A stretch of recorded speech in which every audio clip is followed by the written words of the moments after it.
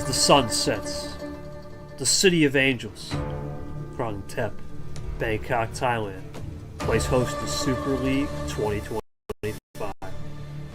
What started as a journey for 64 players all over the world, from 30 plus US states and 10 plus countries, has now come down to one reveal.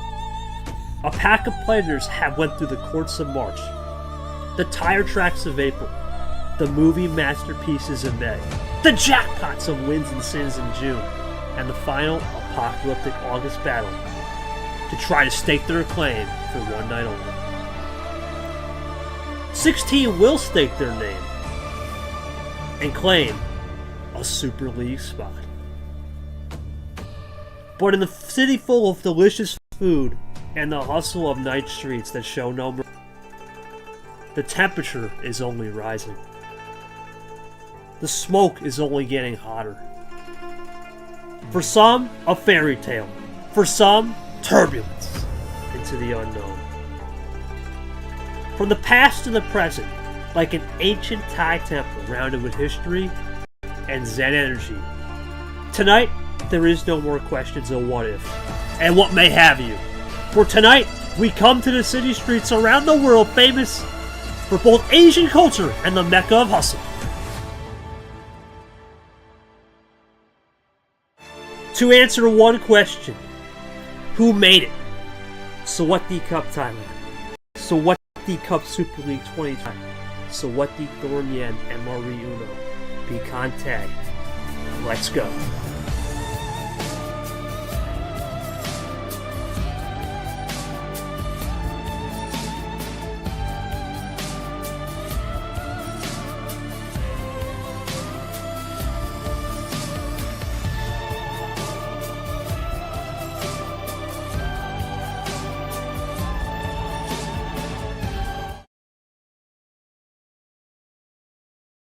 We are back live on the Super League Reveal Show. Hope everyone's having a great day today. I want to apologize for yesterday. It was a turbulent day, is an understatement to say the least. We had a lot of technical difficulties. We had a lot of just nonsense that we couldn't even begin to fathom with, but we are back today. Unfortunately, we are starting at 5 o'clock, and we don't usually have the normal crew like last night. I am expecting Sanford to be here shortly, but other than that, we will not have the normal crew. We'll have this show, and then we'll have a post show around 8:30 where me, Ard, will come back in, and Sanford will break down the field on Super League Live. But unfortunately today, we're not going to have the usual suspects. Joining me is Yoshi. Yoshi, obviously. Oh, we got Brad here. Never mind. We'll bring him up. I'll have to handle, or Brad can bring himself up. So I will at least still have Brad. Brad, obviously, tough day yesterday. Nothing we could do. This time it's a better day. What are you looking forward to before we start the program? Go ahead. Yeah, it'll be fun. Finally, I get to see where I get to be. Like, I kind of want to see how everyone else reacts. Because I'm kind of more interested in that than where I am, sort of. Like, I should be in. Also seeding. And I'll get to see the groups, too. Yeah, no worries. Well, there's Sanford. We'll get him up here as well. Brad, you're going to be my host. Just invite people to speak. That way I don't got to go back and just hit the invite to speak up top. You see that? Just click on their name. There you go, buddy. Yeah, I got it. Yeah, Ard will be here tonight with Sanford and I. We're going to do a Super League live show. That's going to be a fun one. But Sanford, your thoughts on this one? Obviously, man, we're going to be continuing from number 3, which was myself, a little bit, then onwards to the top 16. Your thoughts on the continue? Obviously, you weren't here for the first 3 people, but your thoughts on that? Well, I mean, good order to have picked. Start from the top and go towards the bottom. Probably adds for a little bit more suspense that way. Yes. Yeah, I don't. Looking back at it, number 1, no problems there. Number 2, I'd say is probably a fair enough one. KT at 3, it's what I would have had originally. When I took another look at it after we had done a little bit of discussions, a little bit of some of the debate, I kind of re-looked at things and I didn't agree necessarily with it. I felt like KT. I feel like you could have been a little bit further down the list and still been justifiable there. Just a situation where, because of who you were ahead of before and certain head-to-heads, kind of got gifted a spot in the top 3 still, in a way. I mean, not gifted in terms of resume, but it's just had it been taken a look at differently before, maybe you wouldn't have found a spot in the single buys or even double buys. Is basically what I'm trying to say there. That's how the cookie crumbles with me every year, man. It seems to be. Oh yeah, it's all. At some point, when there's a third party, an independent third party, to go ahead and look into certain things, that's going to be one of the things that has to be investigated. Is how you just always get this insane luck of resume. Yeah, and we're going to talk about why we're up there in a minute, but yeah, obviously Yoshi already said, we already kind of discussed me yesterday before things cut out with Fitzwater saying something about a yacht, and who the hell knows? But he wasn't talking about G. Yeah, and the club, classic Fitzwater. We'll see if he comes back a little later, but. Anyway, there's my resume on the YouTube Live. Check us out. There we are. As I said yesterday, I won't go too much in my depth because we already went over this, but big wins over Acosta. Mac, Andy Lane were the big wins for sure. Picked up a win late against Allen. And then, of course, had the March wins of Drip Sting. And then my... we don't talk about DQ pickup there. Yeah, but good season overall. Can't really complain. 3 for 3 on the old chalkboard, and when it comes to making this thing, we'll see what year 3 holds. No matter what, it's been a solid year. Yoshi, I believe, put the graphics. It should be in the graphic. Remember, reminder, it is in the Super League channel. Just check out the Super League channel for all the graphics and all the people getting revealed. He will be our PR guy, our poster. He'll always react to the people getting revealed. Come VC chat, fans can react in VC chat or press conference room, or whatever you want to call it. We've changed the room up so many times, who knows what we call it anymore. But anyway, let's get to it. All right, next person, we won't waste any time. Drum roll, please. Here we go. The final double buy spot is going to go to none other than Matt Johnson, Stat Johnson, whatever you want to call it. He ain't Pat Johnson anymore. And for Matt Johnson, we all know the incredible run he had. I mean, he was, let's call it like it is, probably the number 1 guy, as you see on the screen right there, where no one saw this one coming. He was a high flyer season. He beat out Ashley, background, of course, Lane, Myth, Avian. But that was basically his winnings most of the year in that T3. And then he beat Hockey towards the end in T4 after a bye island. Then lost to Lamas, lost to Gold, myself, and Caesar. What a season. His 4-2 in Quad 2 is ridiculous. Strength of schedule was up there. Really not much to say. I think he's earned this double buy spot. Yoshi's going to post that. I don't have much to say. What a year. The fact that this guy has a losing record in his career still, it's insane to think that Pat Johnson, Stat Johnson, whatever you want to call him, Mac, still has a losing record and can make a double buy is incredible. Brad, out of all the people here revealed, this has to be the most interesting one. You played him, and I also played him. Your thoughts on Mac Johnson making? We only had that tournament win, but what a season for him, just considering he was nowhere, a Cinderella. Yeah, that was just an insane run for him in T3. Like, I was surprised he got that far. Then he beat me in the finale, too. That was so crazy. And, like, he has some insane wins. Like, look at the people he beat. That's impressive right there. Sam, for your thoughts on Mac, we were talking about in debates, me and him were a package deal. Thoughts on this one and what he can do? It's an interesting one. I would have had, if it was me crafting the list, I would have had him a little bit lower than here. Certain things that are, I guess, concerning in regards to looking at Super League is going to be, as one of the things that came up when we were discussing him is he only has 2 Sweet 16 appearances all year long. and 85% of his wins ended up being in that one tournament win. So, in terms of someone that's going to get that double bye and a guaranteed top 8 finish for the year, it is slightly concerning to me that this is a guy that really only had one main tournament over the course of the entire year. And he definitely got carried by some of the people that he beat inside that one tournament. Yeah, well, Yoshi reveal, I think G's up here. Obviously, we're going to try to keep comments, but if he wants to come up, feel free. Yeah, Mac is a player that we don't know what to expect in the postseason. He's not a guy that's ever had any experience beyond coming into this year, a round of 16, I think, Sweet 16. I think he made one T424. Then he got torched. But he's not a guy that's been consistent, so that's the one thing we'll have to look into. What will his consistency be? But he doesn't have to worry about consistency. He's on a double bye. Won't see him till the Elite Eight. I still think he's got a shot to make a wave because there is one thing about Matt. We'll talk about this more tonight in tonight's show at 8:30, but I'm looking forward to seeing what he can do. When he's got house money like this, like he had in T3, anything can go. I think Matt could be someone to watch out for. I really do. He's got good ammo control. He's improved his tactics a lot. Should be a fun one for him.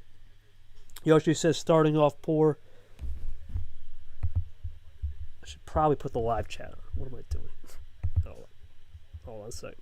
There we go. Starting off poor, but managed to get a win where he needed it, plus ridiculous players he faced to get to a tournament win is enough to prove why he should be in despite one rule. I'll stay in unless I have something I want. Okay.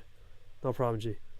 Yeah, we do have to, like I said, keep us on a time crunch, but we'll be all right. We got plenty of time right now. Yeah, but I think Mac, as I said, will be. Now, Sanford, one other thing I think you said Mac Johnson is a guy. I believe he did get over 100 starts this year. He's got, I think, 9 career wins, right? And you think he's got 12 career losses. So he's one of those guys coming in. On paper, yeah, career-wise, it's not been good. But in 2025, that one tournament, all it takes is one tournament, Max the Cinderella. That's how sometimes I'm going to take. Your thoughts on that real quick before we move on to number 5? Just how all it takes is one tournament in this league. Well, and it's one of those things that I will say that we pride ourselves on the idea that if you win and in, that's basically the only reason why. That's one of the only reasons why Mac ended up being in the field. I don't know if you take out that tournament win, he has 6 wins and goes 6-5. I don't know if he's definitely not in double bye. I don't even know if he necessarily makes the field. That's going to be the one thing that he's going to have to redeem himself at least a little bit and at least prove that he was worthy of that double bye. Because we did see a lot of struggles out of people that had double byes last year. So it's going to be interesting to see what he does with that month off. Yeah, Mac is a guy that's kind of used to months off. He would lose round 1 most of his career, round 2, and you would have to wait a month. This is nothing new for Mac. He's definitely had some success, but he's also had some adventures. So we'll see what he can do come October, as there's no way we're going to be starting the group stage or the round stages in September. So we'll see what he will do come October. All right, here we go. Next person up. This will be our last spot of the top 5, and we'll start the single bye train. Drum roll, please. It's going to be a guy that just made the finale. He was hot at the right time and stayed hot towards the end of the year. It's Andy, and for Andy, what a year it's been. Another guy that really had minimal to zero success his whole career. Last year he was 2-5, really nowhere to be found, and now he's rocket shipped basically into the upper echelon part of the league. Took care of business against Ed, Zach Lamas, Carson Camaro Drip. His big wins were Nick, Gone for sure. Those were his big wins. And, of course, Nam towards the tail end, and Lamas as well. But it was going to be, for Andy, just the tough loss, the 6-1 blown lead to Vapor in the finale. And he just couldn't really find the rhythm to get that tournament win. But he had a consistent season, a lot of ups and downs. You know, hard to say. Similar to Matt Johnson, I would say. Not sure what to expect on the consistency front, but he was somebody that, at the end of the day, he had enough for a resume just to get in. I'm going to go to Brad. Brad, what do you think Andy can do? I think he's got a lot to look forward to, but he's also got a lot to unpack here, as he'll be off for a month as well, as he'll get a single bye. Thoughts on Andy? Yeah, I think that's because he's Andy getting hot at the right time. Like, he hadn't made it past the round 16 until T5. There's the one tournament you want to do well in, it's T5. And he got 10 wins, so he definitely can win. I mean, like, with all the bye players, I said this. But I think it's going to be hard to win off that bye, because, like, the people you're playing will have gone past the group stage. They'll have at least 4 games before they've played you. So it's going to be tough. Like, I did last year. I was the number 5 seed and I won, but the other people's buys were not that lucky. Yeah, Sam, for your thoughts on Andy in the spot here and thoughts on him getting hot at the right time. He moved up 12 spots, and we'll talk about that in the next graphic Llamas posted. I was looking at the discussions going on in Punel there a little bit. Oh, Yeah, for Andy, the 10 wins definitely was a main selling point here. Got some decent enough head-to-heads as well doing it. And there's, because obviously he beat Nick in this one. He beat Gone. He beat, he had some other good ones leading up. I think the one good thing for Andy is going to be he's at least proven that he's a top 16 player easily enough. And kind of benefits from the idea that maybe a little bit more parity in the league meant there's a lot more evenness in the wins. It'll be interesting to see what he can do here, because I was looking back through it. I had him a little bit higher than this, but the one main thing he did was able to overcome was that Andy lost. That kind of helped him get up to the spot. That Andy lost? Vapor lost? Nick lost, sorry. Oh. Wait a minute, what? Thank you. You're good. Overcame the Nick loss. Yeah, he had. Nick. Yeah, he had. I was gonna say he had the Nick loss, and then he had the blown lead against Vapor. But yeah, I mean, looking at this for Andy, I really think it was just about improvement on skill. He wasn't the most skilled player coming into this thing, and I'll show you the next graphic. Here's Llamas' graph, by the way. Great graph from the Llama. Vapor moves up 5, G and me up 1, respectively, with Mac, and then Andy moves up plus 12. He was technically the last guy in the last review. Remember, he was the last guy because Ashley wasn't going to play. We all knew that coming in. So he was on the bubble. He was the first guy to be targeted, and to get a finale, you're going to get in. He basically pulled the WB of William Brock from last year. Now, Brock, I believe, finished 9th. He was still in group stage. Andy gets into the single bye. He got to the finale, didn't get out. Because I think Brock was a little bit lower right going into T5. Right. This is a situation, the guy who was on the bubble went to the finale, so obviously you add in like 4 wins, so that's going to help vault him up, especially when there's so many people that went out second round.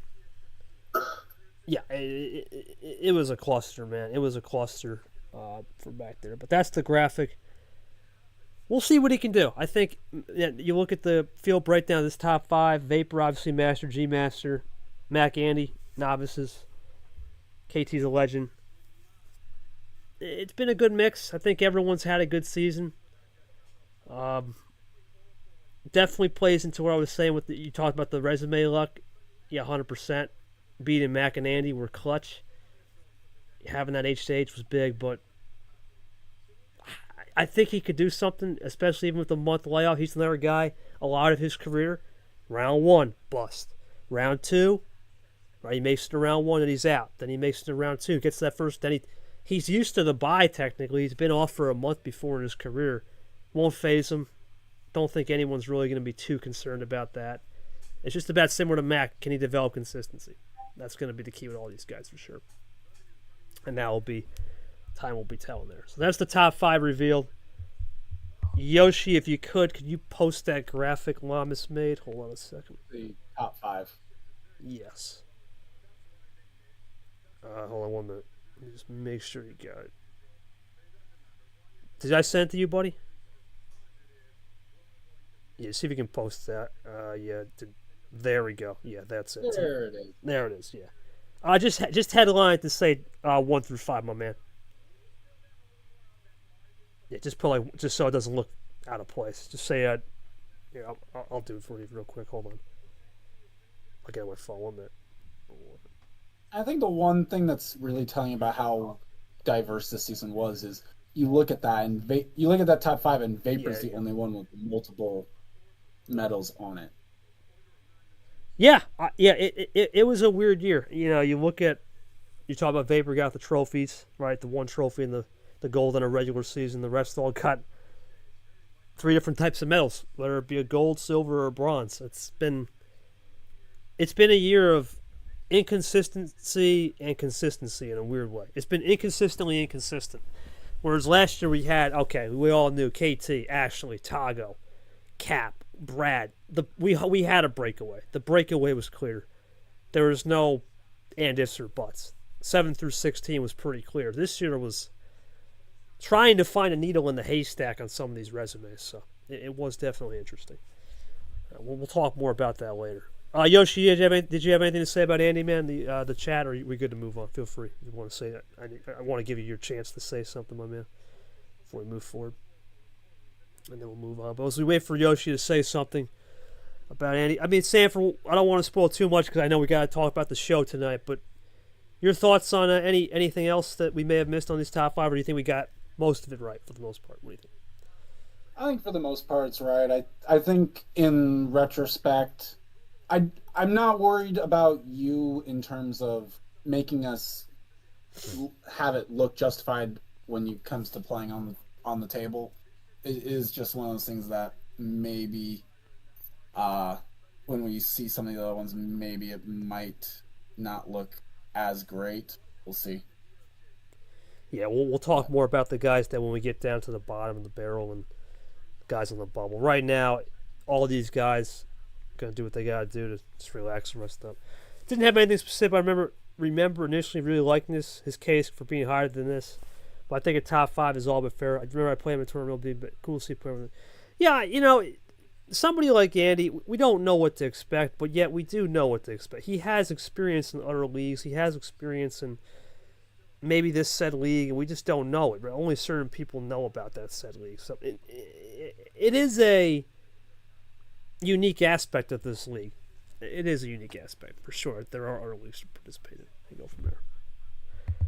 All right, well, we'll move on to the last one, which we'll go back to the scene now. Now I'll get the next graphic up. And who will get that final buy spot? Remember, this was a tough decision, and this one I think a lot of people are going to be interested in, to say the least.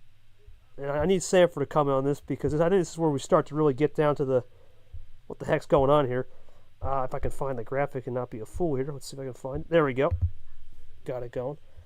All right, drum roll, please. The final guy in Buy Island is going to be Myth. Now, you're probably thinking, Kay, well, where's that other tournament winner, Nick? And we'll talk about it why in a minute. Now, obviously, Myth had that cap loss. He had that Gone loss twice. Lost to Max, so he couldn't jump there. Lost to Yoshi. But he did have some key wins. And one of the big key wins on the season, and we're going to talk about, was Vape and Toasty, right? Those two were the huge wins for him. He also had a Ghost win. He had a lot of what's the word? Quality towards the end. It wasn't looking good until he made that final run towards the end of the season. Remember, he was a guy not on Buy Island in the last tournament, so that was a true 2-1. He was kind of a fringe top 10 player most of his season, and then he found a way to click in. Another guy, though, no idea what to expect. We know he loves fast gameplay. Brad, your thoughts on him? He reminds me a lot of Andy. And Matt, we don't know what to expect. This is new guy coming in the Super League. Thoughts on him? There's the echo again. Oh, well, I think Myth's like actually a threat here. Like, I know he didn't have a tournament win. He's his highest performance for the Final Four, but like with his style, like the way he plays, it's like it's completely different from like most other players. That can be something to watch for, especially after group stage. If you play Myth first round, that's not going to be easy. So who knows? Once again, Myth will have to deal with a bye. I don't really know again. Yeah, well, we'll see. Sam, for your thoughts on Myth? I think definitely another player we're unsure about consistency, but had a good enough maybe consistency in terms of the postseason, but he had enough consistency during the season. Remember, he did get a medal. Let's not forget. I know we had those weird March and April games where the medals were kind of just gifted out because of some MCSR stuff. But your thoughts on Myth getting that last bye spot? I think that last run was enough. Thoughts on that? I think what is important to realize here is you look at, yes, he has 2 losses to the same player, but out of players all year, Myth didn't really play Bob Island that much. And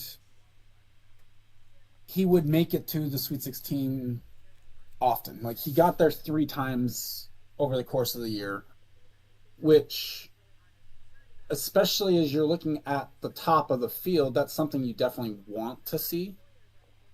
And it's not like he doesn't have good wins to go along with it. So, I mean, you look at, he has a Vapor win, he has a Toasty win. Those are some really good quality wins there. And if you want to look at, like, compared to why is Nick not here, because Nick's got a tournament win. Yes, Nick has that tournament win, but the problem ends up being that when you look at Nick's resume, he has too much of issues with consistency in terms of, in a way, getting that March tournament win, it's dual-edged sword. It gives you the ability to play the rest of the year knowing you don't really need the wins, but at the same time, when it comes down to then looking at a full season resume, Nick's out in the round of 32 3 times. A couple of those were even his first game. Myth didn't have that aspect to his resume where he wasn't losing his first game this year as a result. Yeah. We'll talk about. I think let me see what Yoshi put. Look, sometimes got to give credit to players who beat the number 1 player because only 3 people beat Vapor season. 3 RO16s with good wins. The recipe for, and like I said, we're gonna find out what Myth can do. We don't know. This is another guy that's an unknown, right? And we talk about unknowns. It's very weird. It's very weird, man. It's very weird with the unknowns of this league in postseason. Anything can happen in the postseason. Anything can happen in the league. We'll see what he can do. Yeah, it's not guaranteed he can just go out there and crack the whip. We know he loves to play 20 minutes or less. It's well documented on the historical sheet how his average game time is lightning fast. And sometimes that's great. But sometimes in the postseason with longer series, you're not going to always get a 20-minute series. And if you do, you're lucky. But we'll see what he can do. That's all I got for Myth. So, Sanford, now that we got the top 6 people, we'll move into the bye stages, or the group stage. Obviously, those are your double buys. Remember, it's going to be KT, with G, and Vapor were the first 3 revealed. Then the continuation was Mac, Andy, and, of course, Myth. We'll see those guys in October. They'll take the month off, and they'll get ready to go. Of course, single buy, they'll be back in the round 12. And then the double buys, we'll see them in the Elite 8 or E8, whatever you want to call it, Recorder Finals, whatever you want to call it. They'll be in the final batch. Well, we'll move into the group stage. Now, one thing I want to note, we were supposed to name the groups this year, but we ran out. We were supposed to really have this thing last Thursday. We would have named the groups maybe next year if we actually will have this mapped out to where I think we'll have some more time, and we won't have Labor Day in between to name the groups. We'll look into it next year. But having come in at number 7, here we go. It's going to be Nick and Knight, as we talked about. Now, Nick, of course, won March, lost to Peter, Monkey, Background, and Andy. Had the wins against Toast and Yepes being his big wins with Andy. But Sanford talked about it. I think it was going to be a close comparison. I think we did do a comparison between Nick and Myth. We did. What was it? We used the criteria. So looking at the full buy award. Yeah. And he's here. Now, I will say one thing about Nick. We did an interview with the guy. I'm interested because sometimes when you win March, it's a kick in the pants, right? You're thinking, this is great. I'm up top. But then again, we talked about March winners have been on buys or in group stage. Of course, when Peter won, he was in group stage, and he was close. And then it was me last year. I won March. I was on a buy, and nothing happened, right? I was out to lunch. And we talked about the March curse, and now Nick, okay, so we had Peter finish 5th, ironically, or 6th or something like that. In 2020, his final result was 5th or 6th. I was 5th. Now Nick's in groups. Does he get a 5th or does he go higher? I think his ceiling is higher. I think when you win March, your time to rest is over. In a sense, you kind of already had your buy. In a sense, okay, the whole season, the rest of the season, you try to build the wins. Now I think he's going to be more motivated than ever to say, okay, I lost a couple spots here, but I do get more chances in this game, whereas maybe on a buy resting again, you would just be back to buy out. Is that something to think about, Sanford? Brad's muted. I know he's eating. But your thoughts on the whole buy island versus, I know we had this conversation, ironically, with Nick, buy island versus playing. Do you think there's a fine line between what's right and wrong, and your thoughts on him versus Myth comparison? We did the comparison for sure. I think there's a mindset to it. And what I think is going to be the key detail here is how does Nick react? So obviously, judging by what I'm seeing, Nick probably not too keen on the idea of wanting to be in the group stage. He's made that well clear. I get that from the idea of he's not been in Super League. Maybe he wants to would have liked to have seen that group stage outside of it and not had to, and then worried about who he would have played for that, what would be the, I guess the elimination round, because you can't really call it Sweet 16. But now he ends up in this spot because the resume just didn't end up being as good as we thought it was at the end of T4. And some of that's just down to the fact of it's a lot easier to judge what someone's resume is once we get all 5. That's the one key detail I think that really came out of this meeting and this list of 16 is just realizing how much a resume can differ in appearance from T4 to T5. Yeah, and one thing to note, and a lot of people are going to make this clear, well, okay, where's Monkey? We'll get to him a little later. But, yeah, that's another thing to note. But, Brad, your thoughts on Nick and what he's got to do in this group stage? I mean, he was the first one not to get a bye. I think he's going to be ready. Like, I know he won Tournament 1, or, like, he won, and he hasn't done that much sense, but he's going to be ready. Like, I feel like he wanted the bye, now he's not getting it, so he's going to be ready. It's going to be, I think he makes it out. I don't know who else is in the group yet, but I think he makes it out. All right, Brad, going to go thinking. We'll talk about that tonight. We won't spoil too much. I know, Nick, you can't VC, but this is how it works here. Because you're in the stage, you get to pick your bye week, man. So how it works is basically old school Bud Shut style. Just pick your bye week. What do you want? You can pick week 1 through 5. It's your call. Yeah, that's the advantage also of being 7 is you get free choice. Or 8. Yeah, 7 or 8 gets the free choice of bye. It's up to you. You can pick now. You can DM me. It's up to you. I don't care. Some people like to just go after it. Some people like to wait. I don't care. Usually, what ends up happening is, obviously, the sooner you can decide, the better, especially for the quick turnarounds. Because basically, we have to try and then craft what the schedule will Right. Right. Yeah. We have to craft it out. look like. We have to craft it out tomorrow, or well, tonight ideally. Well, not tomorrow ideally, because we don't know what everyone's gonna pick, right? We don't know. And last night we had so many more people, we could have easily had just run it, but now with this, it's gonna be a little different for sure. But we'll see what Nick can do. I think, like you guys are saying, the rest is good, but when you've been rested up all year, sometimes you're ready to go to the chip. So, and we'll talk about a little bit about what we did to get there. But Nick should be interesting.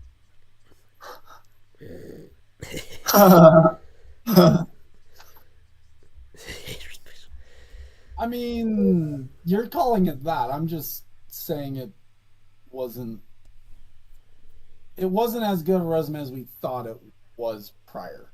Like, I mean, to be fair, you actually were ahead of Mac on my list, even when I did the reevaluation. So I would have had you a little higher. And even I'm still coming across as hater. So. That's true too. I mean, and that's the thing where we talk about the resume luck, man. I mean, it's weird because we had, some interesting people.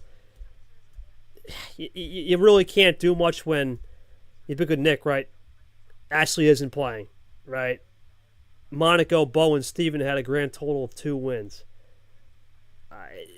It's tough. Sometimes the way the system works is you got to get a lucky dice roll on what people do. It's the only league where if you win against that said person, doesn't mean you stop cheering for him. It's how the and the strength of schedule too. It was when we did the strength of schedule, man. I was thinking, oh man, it's Nick, because I think he had like a .58 or something heading into T5 or something. It was pretty high, but then when we did the final, oh damn, .51. He lost like .07. So that also was another thing. Sound like a lot. That is a lot. Yeah, that is a lot. So it's weird, man. It's weird. Sometimes you got to get lucky on the table, but you just have to be lucky off the table too on who your opponents. It's a fickle system as the fans. I don't say it's even more important a lot of times to get that luck off of it and who you beat and who you've played and how they do over the course of the year. As we will see later on, and that part I will definitely tease. Yeah, we'll talk about that a little later for sure. Well, we go now to the guy that will control Group B, and who's it going to be? It's a familiar guy. He made it last year where a lot of people didn't even know where he was going to be at the start of the year. Well, this year, way better season. All categories. Crikey man is back. He'll run Group B, Toaster guy. This time he'll get the first chance to pick a bye. I think last year he was somewhere in the middle pack. It was 4th last year. Yes, 4th it was. Looking forward to seeing what Toast can do. Obviously, he had the win against Vapor we talked about. Had some good wins as well against Lamas Acosta. He really lucked out like a band, I say, Sanford, because you look at Toaster's resume, a lot of people would have said, oh, man, maybe he'd be a little lower, but he did have enough for a run. Obviously, sure, it's not good to lose your first game back. He had a tough one to Ard, but at the moment, he was bad and ridiculous. His first 3 losses on the season were top 4 or 5 players. Nick, Monkey, Myth. He was bad and pretty good. Sure, he lost the background in that tough one to Ard, but it did outweigh to where he's going to control Group B. Your thoughts on Toasty moving on? He moved up. A lot of people definitely had him around this area too. We all kind of bunched him in between 7 and 10, I would say. Yeah, so, I mean, the one thing to definitely look at here is it came well towards the end, especially considering he's one of those 3 people that does have the Vapor win. Basically, though, the only reason why he can't really get higher, and again, 3 Sweet 16s, one of the few players that has 2 Elite Eights over the course of the entire year. Head to head is one of the reasons why he wasn't able to get higher than this. But just a really good year all around for Toasty. This is one spot off of where I had him when I reevaluated my list originally. I think I had him still around this spot anyway. It's just he moved ahead of one person, moved behind someone else. Yeah, I'm looking forward to see it. I think for Toasty, some of the advantages that he's going to have in a group stage is one, he's already played through a group stage and gone out of it. Last year, yep. And this time, now he actually gets his own free choice of what bye week. I wouldn't actually even be surprised, though, to see him just pick the same bye week he took last year, if he can remember what it was. Yeah, I believe he had... Was it 4? I think it was 4. Yes, 3 or 4, yeah. JT, I think he had that loss to Jay, but everyone lost to JT last year in group stage. Not a ridiculous guy last year. Brad, your thoughts on obviously the experience. We know he's dangerous. This is Toaster guy. He's a guy that can get hot at the right time, and he's been known for danger. Thoughts on him? I mean, I think it's really going to help him that he was in group stage last year. Like, I'm not sure, but like, I'm not sure who's going to be in the field and if they've played group stage before, but knowing how to play group stage is going to be a huge advantage, especially for someone like Toasty. I think he can make it out. Like, he definitely has all the tools he needs to go to get first. Yeah, even first in the group. He could definitely do that. Yeah, and right now he's the group leader of Group B, and I think Toast too, a guy that with no power play, we know he loves to play single. He's not a 4 command chain player. He's not a 3 command chain, not even a 2 command chain. Oh, that's probably the most he ever does. The fact that there is no power play from both defense or offense perspective, he can just take his time and run. I know he had some problems last year against Chomik and in the round stage and struggled against JT a little bit, but who didn't struggle against JT last year in groups? And I think the last year, too, was special circumstances where we got towards the end of the year and everyone was just checked out. Now I think with this good start in September, it's going to help things a lot. So a lot to look forward to for Toast. Joins the vet club. It's hard to believe he's got no medals in his career. That's probably the one caveat for him. He doesn't have a medal, which sometimes it's a good thing, sometimes it's a bad thing. We'll see what he does moving forward. All right, well, this next person, we go from a lot of experience to, I'm going to call it right here, probably the best story of the year, more than Stack. Stack was the man, right? What he did this year to get into the championship there of T3, to get that gold medal around his neck, great. But no one had a better season than Asim Acosta. Where did this come from? Everyone said at the beginning of this man was literally in my DM. I'm thinking about retirement, man. That's it. After he lost to Toasty, ironically. And then he stays, makes a Elite 8 run, then backs it up with a Final 4 run. His big wins were Brad Yepes and Yoshi and Lara. Those were his 4 big wins on the season. From nowhere to somewhere, and now he's in the Super League. I don't know how to explain it.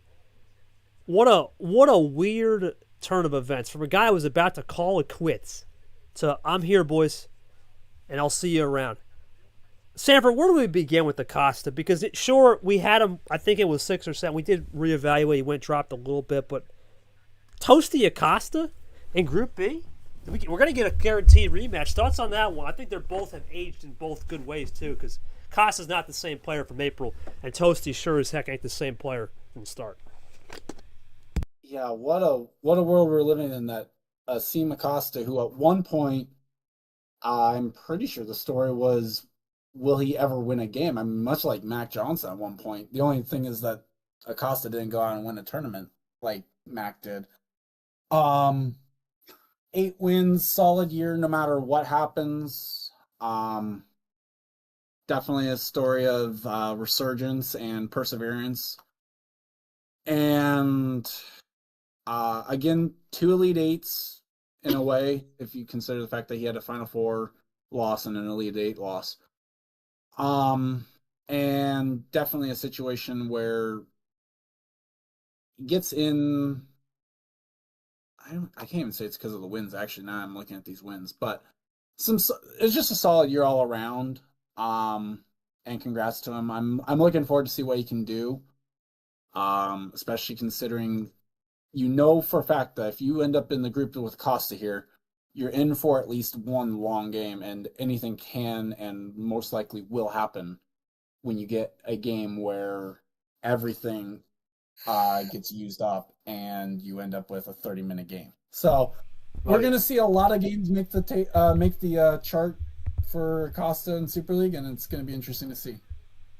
Brad, you played him. Has to be the most. I don't want to say slowest, but one of the most methodical styles in Super League. Your thoughts? No idea what to expect, but he's definitely an evolved player from, let's say, last year. Yeah, I said this about Myth earlier, but Acosta is another player that you have to play around. You're going to have to consider his game. It's not like playing most players when you play Acosta. The games are going to go long. You just have to accept that and deal with it. Because, it does change how you perceive the game, definitely. So you have to look out for him in the group stage. He no power play. Another guy from New York. We saw what happened last year at JT. Higher ceiling.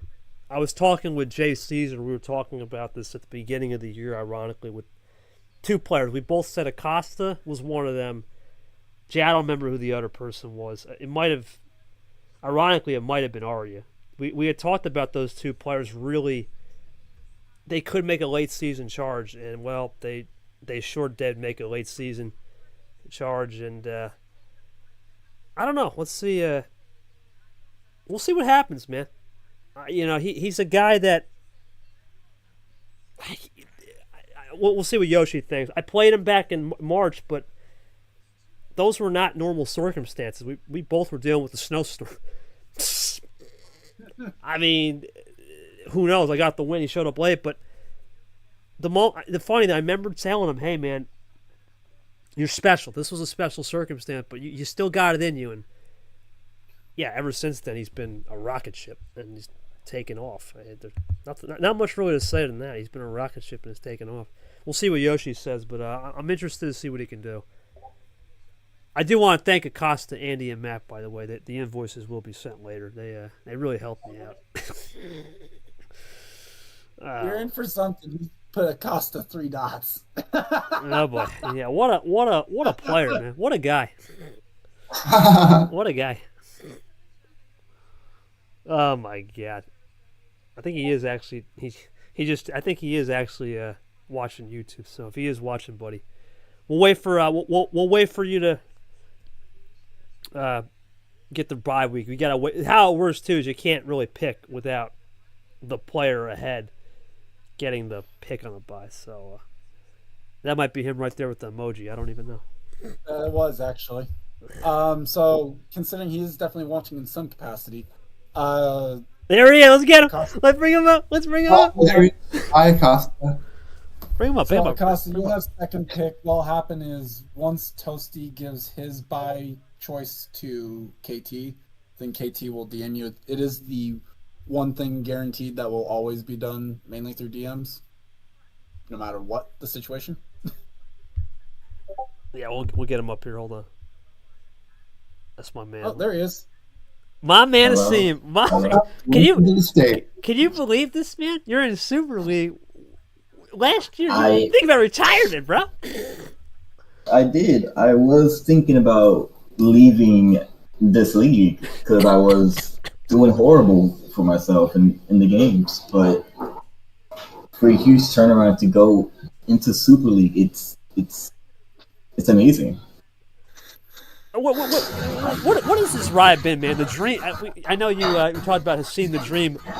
What's the dream been like this year? Because it has been a magic fairy tale carpet ride. Thoughts on that? Me and Caesar were talking about you too at the beginning. Like we didn't write you off because you were the 52nd best player last year. We knew you had that dog in you. Thoughts on that carpet ride so far you've been on? Well, yeah, I would say I added the dream onto myself like pretty late going on, as I believe when I got into top 8 or 16 is where I decided to stick that to myself. But it's been, it's just been, it's breathtaking, stunning. I can't even put it into words. You can't even put it into words, Sanford. This man is lost for words. That's saying something. Acosta, this is the guy that wears out people left and right. Oh, man. Man, unless I'm scoring here, unless I talk for a long time, then maybe I'll get the words in. But You but did it's just some podcasting. You did some podcast. I remember you doing that podcast. yeah. But now it's been Yeah, I did. how I go on playing now. Since now lately, I've been more aggressive. I'll say in my play against my opponents, and I believe that is what got me into the final four and the match against Vapor and my previous opponent as well. But it's like tiny steps that's just slowly but surely that's coming along. But I didn't expect it to come this quick. You never know in this world, man. You never know in this world. It's crazy. This game of Uno, you can have a hot season and be red hot and make Super League, and then another year you're nowhere, and then the next year you're back on top. It's strange. It's a strange game. It's a strange game, and sometimes you got to get the luck on your side on enough table. And did a good job, man, for sure. Yeah, you said that last year I was ranked. What was it? 57th now. 52nd, yeah. Into now I believe it's 9 into Super League. Yeah, Well, it's worth mentioning group stage means that being in group stage means you're going to be somewhere between that. You don't really have your position locked in until the very end. Okay, so it'd be like, oh yeah, it's like it's the group stage would be like a red robin, I believe it would be. Yes. yeah. So you'll play. You'll pick a bye. So you'll play everyone that ends up in Group B. So Toasty's one of them. You'll find out the other 3 later on. Yeah, the next time we'll see a Group B players, I believe number 12, if I'm not mistaken. Yes. Okay, so that won't be too long. 8, 9, 12, 13, and 16. Got the dryer back there going on, man. The dryer back. Yeah. I'm watching stuff in the background. I apologize. He's washing those skills, Sanford. Washing those skills. That's it. Putting that drip for Super League. That's it. Ice in the veins. Feel free to stay around, man. Feel free to stay around. We'll have you up here. It's no problem. Like I said, we'll try to. We don't have many people here. I know you were here last night, though. We do a last night was a disc crack. Yeah. Classic. Yeah, that was on Discord. Classic. But I'll be in the audience just in case. Oh, man, yeah, definitely stay around, see you in your group. Appreciate you. Steve Acosta, everybody. Getting the job done. All right, so I just got the DM from Nick. He's going to go with week 3 bye. So we'll put that down. So I think the next player can pick their bye, so that's good to note. Yeah, that's actually going to be the next person that we reveal. All right, and the next person we reveal is none other than a guy that took care of business last year in T3. How about that? Bad Brad. The bad man is back. For Brad, what a T3 run he had. Made it to the finale again, but he lost to Mac. Tough loss to, ironically, Acosta at the end of the year. And lost to Aria, but he had good wins. Had good wins against Monkey for sure. Had the gold win. Had the Yepes win. Solid win. I'll go to Sanford. Sanford, you played him.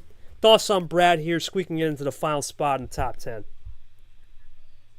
Yeah. Probably much to his relief, considering how much he was begging and pleading just to be placed in a certain spot when we did the meeting the first time around. Got benefited by some reevaluation, and just looking at arguments that were made on certain people and reevaluating resumes. It's a solid resume, 2 Elite 8s. The one hindrance here is going to be the fact of out in round one twice this year as a little bit of an unknown, but 3 Sweet 16s is nothing to cry home about, basically. And on the bright side, I guess, does avoid having to be in the same group as Acosta again. So I don't think. I mean, we'll see later on. We'll confirm it, but I don't think many of his games from this year actually ended up in the same group. So maybe a little bit of blessing and a curse. Who knows? Yeah, I mean, we'll go to Brad. Brad, similar to Toaster Guy from last year, you didn't play in the group stage last year. You were on a single bye. Now you get to go in the groups. Get a little more warm-up. Thoughts on playing in Group A here, and feel free to pick a bye if you want, man. Week 3 is off the board. Everything else is free. Go ahead. Yeah, let's go. I actually didn't think I'd get this high. Like, when I made my list, I did not put myself this high, so I'm glad I could get this high, though, because last year I thought I would be higher and I didn't, so I guess it cancels out. I'm still in group stage, though, and with group stage, I really don't know what to expect. Like, last year I saw group stage, but I had the bye, so I didn't really know. Because, like, you really can't know what it's like until you're actually playing. And, like, I'll play Nick, and I'll find out the other opponents, but I'm glad to make it, and 10th, being 10th is still a good placement, so that's good at least. Also, where's the calendar? The calendar. Okay, hold on. Could someone give this man the calendar? I know why he's asking. He's trying to figure out based off For buys. which week he wants us to buy. Well, yeah, also I'm guessing school schedule as well. Yeah, All right. it will start. Okay. Let me find a calendar. Hold on. Where did I? Was it in Uno? Let me I can't find it. Or did I put it in I put it in some. Man, there's too many channels. I even get lost. Let me see. We gotta fix that next year. Let me see. Did I put it in Uno? Where did I put it? The calendar, Sanford. Uno Control. Somewhere. I found it. Don't worry. All right, Brett. So it can't be 3, right? No 3. Let's see. I'll take 4. Okay. So no week 3 and 4. So that leaves 1, 2, 5. We all know with 5, but yeah, it's definitely week 3 and 4 will be interesting to say the least. Yeah, as I'll go to the Llamas graphic here, we'll go into the top 10 now that we got that official. Brad moves up 4, Acosta 13. Toasty stays where he's at. Nick and Monkey. Myth will be the last guy on by Island. Nick loses 5. Myth up 1. Won't spoil too much because obviously tonight is when we'll talk about all this stuff. But I'm interested to see. We got Toasty, Acosta in the group. We'll get that Nick-Brad match. I know that's something both guys, especially Nick, wanted. So should be interesting. We'll see that. We'll see a rematch with Toast Acosta. Nick-Brad will be something at some point. We'll see which week it'll be. We know it won't be in week 3 or 4. So that's something to keep in mind. So it'll be in early weeks. Unless it is week 5. But, yeah. Any final reactions, Sam, before we move on to 11? Thoughts on the field now as we start to shape up here? I mean, I caution going to me on that. Just because don't want to say too much. Yeah, I know. I think so far so good. We'll always have disagreements on maybe who goes exactly where. But I think overall, I don't think there's going to be many complaints on where people are right now. Yeah, I mean, it's going to be interesting to say the least. I will say it's going to be very interesting to say the least on where these group lines will be. But we'll go to, I believe we're going back to Group A. So who will Nick and Brad find out who they play in one of these weeks coming up? Well, drum roll, please. It's a guy that's similar to Acosta and Mac. Where did he come from? Good old Larry Huo. Where did Larry Huo come from? We're in a world where Larry Huo popped off. What a season. Took care of business against myself, Yepez, and Monkey. Huge wins there. We know he lost to G. That's when he started to make that first run. Swept out by Cody. And Acosta, ironically. Lost to Toast. But overall, man, his season, I got to say, really turned around when he got that first Elite Eight run from when he lost to G. The moment he got that run, the confidence was building, and Lara's another guy that can play a lot like Acosta, slow and steady, can play methodical. Top 10 graphic. Yeah, Yoshi, you may have missed that. My bad, buddy.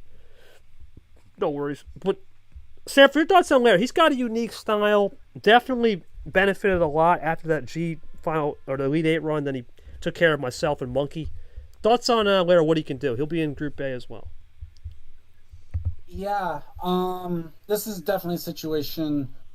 Some might look at this and try and figure out, well, he went to Sweet 16, why did he drop down 2 spots? This is definitely one of those players that,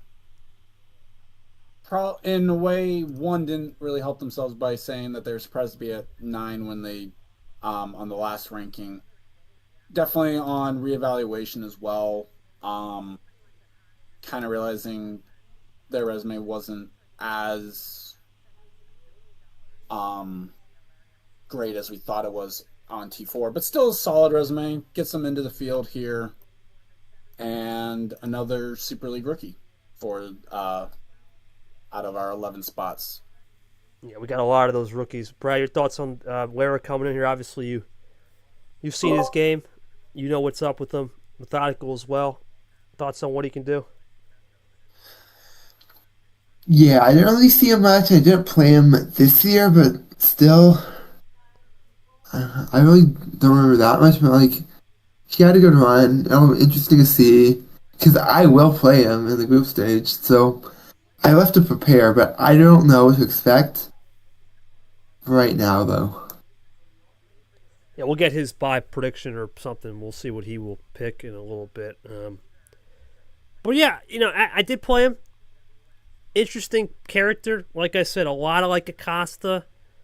Can play that slow, methodical style, but knows when to cook up. And his breakout game, that Elite Eight run, I think when he beat Chomik, man, that Sanford and I were calling that game after Monkey couldn't commentate. That was a ridiculous game. He was on another level with the IQ and outscoring Chomik, who was one of the guys that everyone thought would make it back here and run the ship, but it didn't work out. And we'll talk more about Chomik another time. Made a pro check tomorrow with the show we got going on tomorrow, but he's definitely a dark horse. I agree, Dan. I look forward to seeing what he can do. He's another rookie. We talked about Acosta being a Super League rookie. Lara, there's a lot. Myth, Andy, Mac.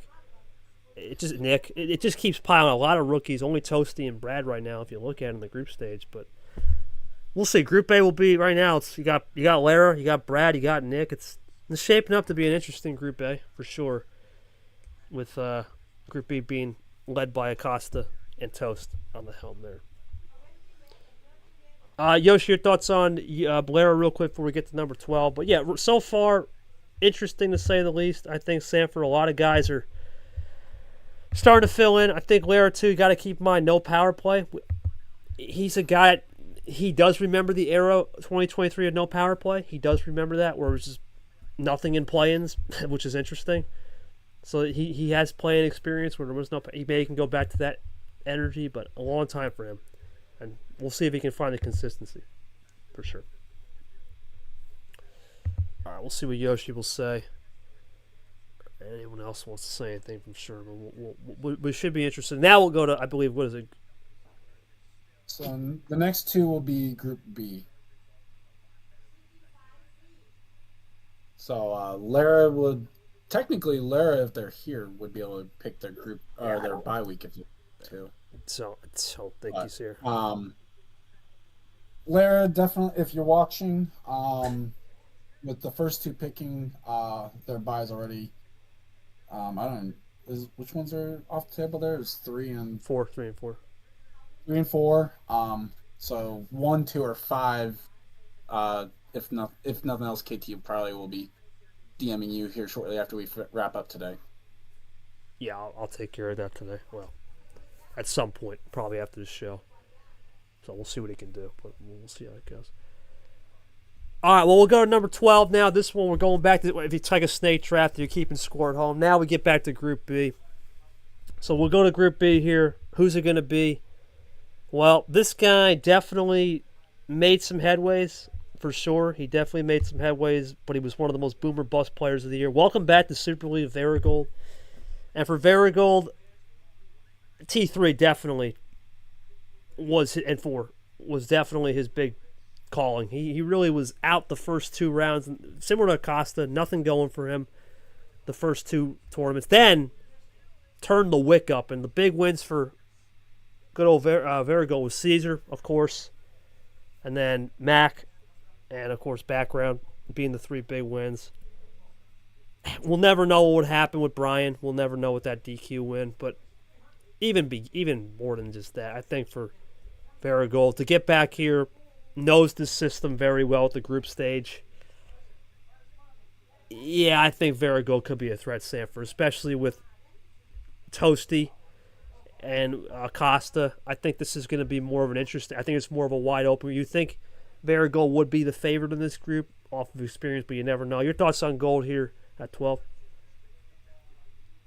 I think it makes sense for Varigold to have been here. I think there's definitely going to be advantages. Knowing full well who's in his group, I like Gold's chances of getting out of this group. Obviously, the last time that he was in a group stage, he didn't even get to pick his bye, if I remember correctly. I'm pretty sure he was Ninth. literally the last bye, he was ninth and got the last bye selection out of Group A. So gets a little bit more freedom this time. But to put it bluntly, the only reason why Varigold even makes this field is because he made back-to-back Final Fours. It's not a resume that was all that terrific. He has a couple of good wins, some good losses, but there's not really anyone on here that... There's not many wins on here that you look at and say, oh, okay, yeah, that's definitely Super League contender. I think the one thing that really definitely carried him was the idea that we hadn't had someone make back-to-back Final Fours and miss out on Super League. I'll go to Brad. Brad, obviously you played You played Varigold. Your thoughts on Gold making here? Oh, the echo sucks, man. That was bad. Brad, do you have like a double device on, man? No, I don't. I don't know what's going on with that. Do you have YouTube going? No, I don't know why. Like, I can try to fix my settings. Brad just wants to hear my voice, right, Brad? Brad, your thoughts on Gold, though, real quick. You played Gold. Oh, yeah, I did. Like, that game was crazy. Like, I still don't know how I won. And, like, it wasn't even a deciding game. I won by 2 games. I still don't know how I won that. Like, the last 2 games were insane. I think Marigold's going to make a run. Like, I really don't know what to expect from Group B. I mean, we don't have everyone revealed, but I don't really know. All right, well, and that's the thing, right? We don't know, Sanford. Gold and Toasty, okay, they have experience, but Gold, it's been 2 years. Costa straight rook in this format. Toast, we know last year. It's wide open. I still think Group B right now, of the 3 people that got revealed, and of course Group A, there are 3 people as well. It's wide open. Would you say it's a fair assessment, considering there's a lot of rooks here for the first time? I think the fact that there's so many people that don't have a Super League experience makes it wide open. And it's going to be interesting to see how those people that don't know what they don't know handle this. Because leading up to Super League, like regular season tournament, where everyone's used to the idea that, oh, okay, there has to be a winner, there's going to be a loser. If we tie through the first 6 games, someone's going to win out on this next game. You go to Super League, you don't have that situation. All of a sudden, a win's not guaranteed. You don't necessarily lose a game. So even if you drop 3 games, there's still definitely a lot to play for. And even if you technically lose a game, you still keep playing. That's something else that some of these people aren't gonna be used to in this group stage. Regardless of whether or not there's a winner or a loser beforehand, each and every one of the games from a match is going to get played, and that's going to be something that's key for, I think, everyone that's in this. Points is key, man. Points is at a premium. You got to know a little bit how to play the points as well. That's the thing about this group stage. It's a point system too, and every game matters. That's why it's a best of 8. Even if you got a 4-4, it could make a difference when we get to the nitty gritty of this thing. All right, well, here we go. I think I was going to say something because I heard an echo in there while I was talking. Echo again? What's that, Saber? Well, while I was talking, I heard an echo, so I felt like I almost thought that Brad was getting ready to try and say something else as well. No, whatever setting Brad had, it's just picking up. I don't know. That needs to be. Yeah, I don't know. I'm trying to think what that would even be. Who knows? All right, well, here we go. Let's get to it. Number 13 coming up. Well, if you thought I had these crazy ways to get resume, Monkey had a crazy one as well because, he started off the year hot, red hot, Final 4, Elite 8, but then it fell apart. And unfortunately for Monkey, he kind of got saved a little bit by those Nick wins, Toasty and Caesar, but, man, I'm going to be honest with you, Sanford, it hasn't been the same since he's gotten a strike. Pre-strike Monkey was something different, but then the moment he got that self-inflicted strike, it's been a little rough for the guy. And I think for him, it's going to be about just getting back on the table and blocking out the white noise. Would you say it's a fair assessment and thoughts on him? This is pretty big drop. Can't lie here. This is a big drop, but on reevaluation, we did say coming in, he was definitely the shakiest number 1 we've ever had. Yeah, and if speaking to how well or how bad someone could have come off on a reevaluation, Monkey prior on so I had 2 lists. Monkey before I reevaluated things was 4th, and when I started to kind of reevaluate lists and compare different people, Monkey ended up even just outside the field altogether. So, I think he gets saved because, yes, he gets to 7 wins and also was the number 1 before. So basically there was a thought process of it would be monumental that he didn't make the field.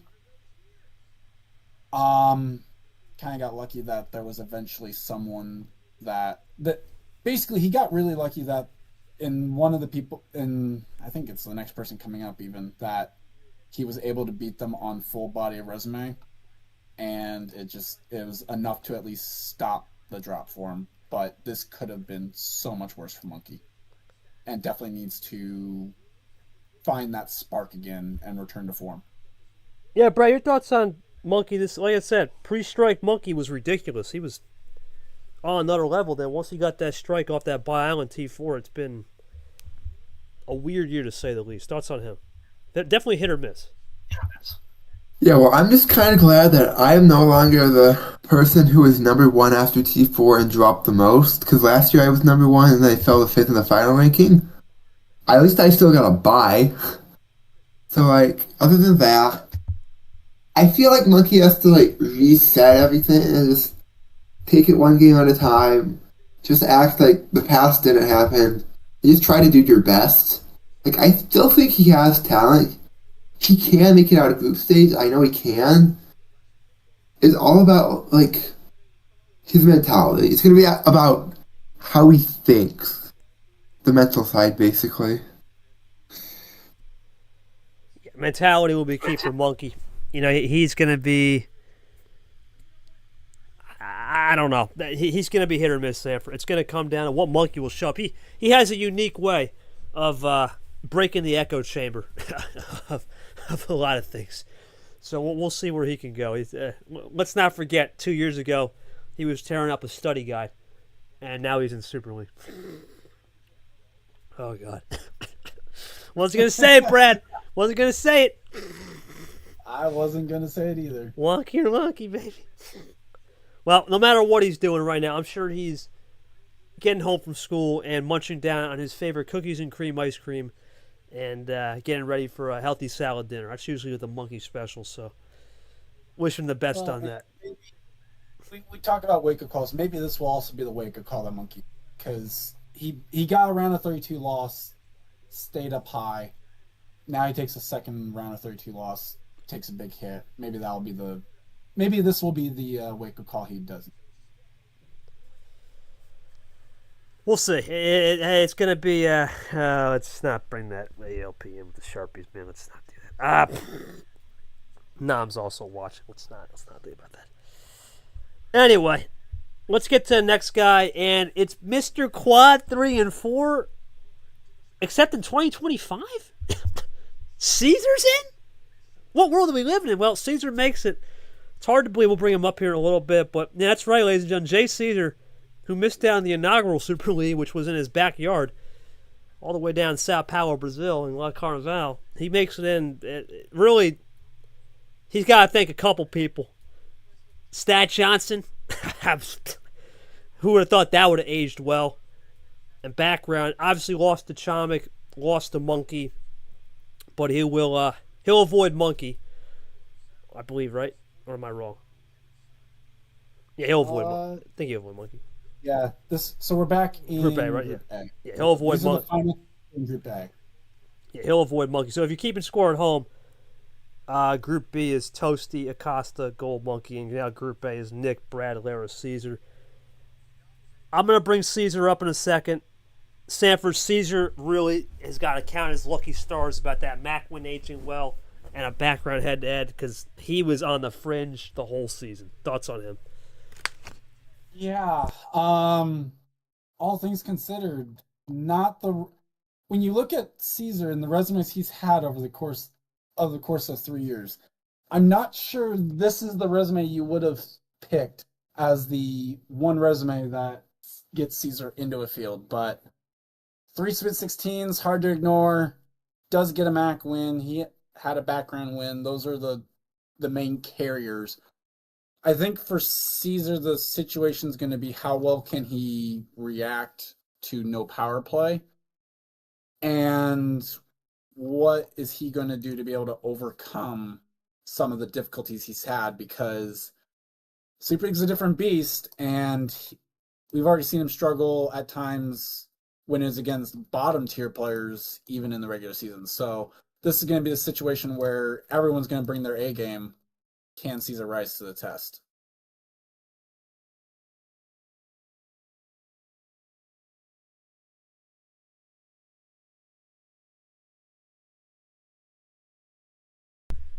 Oh, sorry about that. Real quick. Yeah, no, you're right. I think you're right, Sanford. He's an OG of this league. He's a guy that's been around the block.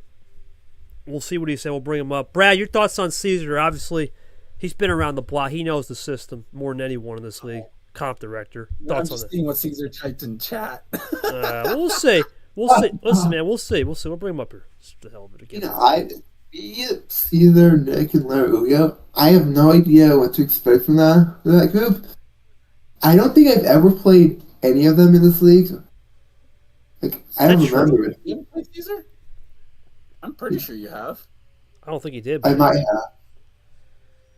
I don't think Brad's played Nick, Lara, or Caesar. Yeah. Nick, I haven't. Lara, I haven't. Have I? Yeah. Well, anyways, I really don't know what to expect from this stage. I said that before. I still don't know what to expect. There's one more player to be revealed, so that could change things too. But I just have to take it one game, one round at a time, basically, because that's all I can do. I'm not gonna overthink it, because there's too much going on. There's too many other games. I just don't want to worry about it. I just want to play Uno, okay? That's all I want. Let's get to Jay. Jay, obviously, you do know your group, right? Interesting group. Group aside, man, how do you try to use your experience? Because you do have experience in no power play games before. Remember, let's not forget in the OG days of 23, we had testing with no power play. Your thoughts on that? Does that give you maybe a slight advantage compared to the rest? What's your thoughts looking into this and your outlook here? But yeah, Jay's definitely a guy that he's been around the block. We know what he can do against the best of the best. We'll see. He has had some good wins this year. He has played some tough competition. This isn't Jay Caesar of the past where quad 3 and 4. That's it. You walk into a quad 3 and 4 game with Jay Caesar, you're going, ouchie, you're done. But we'll see what he says.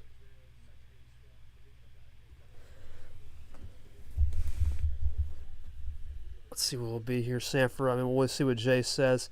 Yeah, another thing, too, you look at this group right now, I'm interested to see what it'll be from Caesar Lara. That would be an interesting one, I think. Caesar's complimented Brad before on composure before from afar. That's probably the most I remember Jay and Caesar, or Jay and Brad have interact. I don't know. But yeah. I don't know it's going to be. I think it's. Sorry, I keep talking over you. You're good. I'm just reading these comments. You're good. Go ahead. I think for Brad and Caesar, I think it speaks more to the fact that considering I have a notepad file of who else played who, that I had thought that at some point those two had played because they've been both around the block for so long that. No. Considering we haven't had a Brad Caesar matchup yet, considering Caesar's starting 23, Brad was last year. That's kind of impressive that Super League is going to be that first matchup for both of them. I don't think Caesar and Brad. I don't remember the last time. Has Brad played any of the opponents that's in the group? Brad hasn't played any of them in that group. No, I haven't. Has Caesar played all these guys? I don't think Caesar's played Nick, right?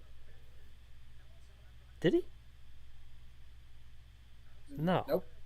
Did he play? I mean, we know he didn't play. Did he play Lara? I think he did play Lara though, right? I don't have it. Wow. So this is a. Unless it's this year. No, I don't think so. So no, yeah, I don't have it down on there. So yeah, this is gonna be the first one for him. I think what you're thinking of. Wow, this is wide open. The only name he played was Lamas. He did play Mac, which that's close enough to Nick in terms of name. That would be, I think, where you might have been thinking of. Yeah, I don't know. This is an interesting group because if a lot of these guys haven't played each other, so this is going to make it interesting. Group B, we do have some rematches, but Group A, we're pretty wide open right now, so we'll see what happens here for sure. Well, last two spots left. Let's see who got it. We'll start it off with probably one of the more interesting guys to get in. I'm going to need Sanford on this one for sure. Gon gets in. What a weird year this was. Mrs. T3 and 4, we all that's been well documented, right? Had the big wins against Myth twice, we all know that. KT and Gold. Maybe throw in Spear. But the resume really carried Gon, despite maybe some of the other things that were lacking. Sanford, your thoughts on him getting in? He definitely is probably one of those guys that got in by basically that one key element, resume, and got the quality when he needed it most. Yeah, this is going to be a polarizing one because when you look at the 64 player era, which was 24 and 25, when you look at who's gotten in, who hasn't, gone. If you take out the idea, that his DQ, if you take that out of his average finish, his 3 tournament average finish, and granted, small sample size, but 5 is even a small sample size, but we try and roll with it as best we can. Gon's was a 31.25. Toasty last year had the lowest at 29. So it is the lowest to have gone in. From that aspect, I can understand if someone ends up wanting to try and say that Gon shouldn't be in the field, especially considering he did only play 3 tournaments. it makes a really hard case to try and look between a full body of work resume and a body of work that's 3 tournaments. It's always going to be tough. The 8 wins, considering that 6 of them ended up being against players that were judged to have been top 25 through T4, is definitely the thing that carries him here. Yeah, we'll go to Brad here. Brad, go ahead real quick. Your thoughts on Gone?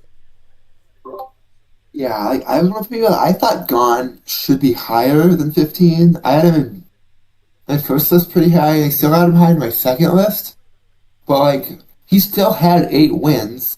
Yeah, he missed tournaments, but not a lot of people had 8 wins. And when you did, especially with the strong strength of schedule, you should be in, I think. And he was. He's in Group A, right? Yeah, we'll get that in a minute. Yep. Yeah, this Wait, is the that last means one for Group A. So wait, that means I've never played anyone in my group, I think. 'Cause I haven't played Gone. That's insane. We'll talk about that. We'll talk about the groups. Okay, G, go ahead. All right, I'm going to mention this one because Gone was definitely one of the most divisive players when it came to determining these rankings.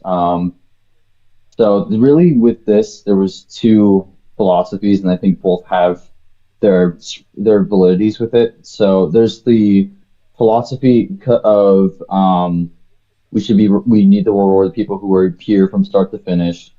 Put in time because again, the season is long in terms of Uno standards. Because I mean, 5 tournaments, you're looking at like 6 months or so, some 5 months depending on the speed. So it's a long time. You do want to give a bit of an reward.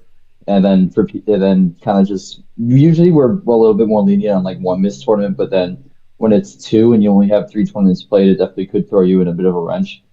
So ultimately, there was that, and then there's also the other philosophy of even though Gone didn't play in 2 tournaments, he still got to similar highs as some of these other players who had all 5 tournaments to work with. And he was able to do that in less tournaments. So I mean, there's 2 philosophies. The way I see it is Gone definitely had to work harder than most of the other players to be able to get to this spot. I had him a little higher than this personally, but I think in terms of like compromising everything together, I think this spot makes sense. Because Gone did have an incredible resume. If he did not have the what's it called, the 3 tournament issue, in my opinion, he's in the top 5 on the resume alone because it's one of the best out of the entire field. 8 wins, still really good. You're up in that bunch with a lot of those playoff contenders who do have all those wins. And he got a lot of quality wins, and he even beat Myth twice, which I'm pretty sure, I don't think there's a single other person in the entire field who was able to double down and beat someone twice, especially someone who is technically quad 1. So that's a really impressive win for Gone to do. For him to back that up as well later in the season, for me, it's really just that's a unique attribute he has that no one else does. But again, Gone definitely had to work much harder to be able to get into this field due to the misses, which again, that's not really something that he's going to be penalized on like a personal level because obviously stuff happens. But when we're determining this field, you got to kind of mix both the resume and also just in situations like these, the people who did ultimately were in all 5 tournaments, or even 4 tournaments. Again, we mentioned we usually a little bit lenient if it's 1 miss for like something going on. We had that with Ashley. I mean, Ashley was the 1 seed last season, and she was only in 4 tournaments. So usually we're a little bit lenient on 1 miss, but for Gone, definitely had to work hard to get here. And honestly, for him, I see him as definitely a dark horse pick with how good his resume was in the limited time he was able to play. Thanks for the thoughts, G. There's a top 15 on the screen. Lara, Gold, Monkey, Caesar, Gone. Monkey takes the biggest hit. Lara, Gold, Caesar all drop +2. Gone moves up +3. I probably should get the Group A graphic. Hold on 1 minute. Let me get that. Stanford, feel free to fill some dead air. I forgot about that. Let me fill that in right now. The 11 through 15 graphics already posted. No, the Group A. We do have Group A revealed. Oh. We have something new. Linus gave us something really good. If I could just... Okay. Yeah, I'm gonna have to. I see some good chatter going on for Pull up. Even a little bit of memory of who should be in the 16th spot. Is that Pro Check guard messing around over there? Is he messing around? I mean, a little. Hey, Pro Check, you're on the clock, by the way, tonight. I gave you this break. I thought you were supposed to be taking that break. If you're listening, man, what's going on with that? I would live prank call right now, but what do you think, guys? Chat, should I live prank call Sean R right now? Do it. Do it right now. Let's do it. Let's do it. Let's live prank call Sean R right now. Watch this. You are really not that smart, man. I heard that on the stream. Man, what are you doing? I gave you the night off. Brad told me to prank call you. What happened to 8:30, my man? What happened? What we doing? Hey, I said I was going to watch it, and right now I'm just watching all the tomfoolery in the. Hey, Palabra, buddy. Come on now. You don't want me to start talking different accents here, buddy. Come on now. Get ready. Get ready for a night. I need you to get ready. Get that massage. Get yourself in. Come on now. Love you, man. Stay. I'll see you at 8:30. All right. Show number 16. Let's go. All right. Stay well. All right. There's the prank call with Art. But one of the things I always talk about is we have the Group A graphic on the stage right here. Brad talked about. We don't know Sanford. Look, Nick has never played. I don't think Nick's never played any of these guys. I don't think Brad's played any of these guys. I don't think Lara's played any of these guys. I don't think Caesar's played. This is the first time I think we've ever had a group stage where we don't have a rematch. Is that correct? I need a fact check on that one. But we don't got a rematch on that. So it's wide open. To me, it's a wide open thing. It's definitely a wide open thing where anyone can win. I really think anyone can win.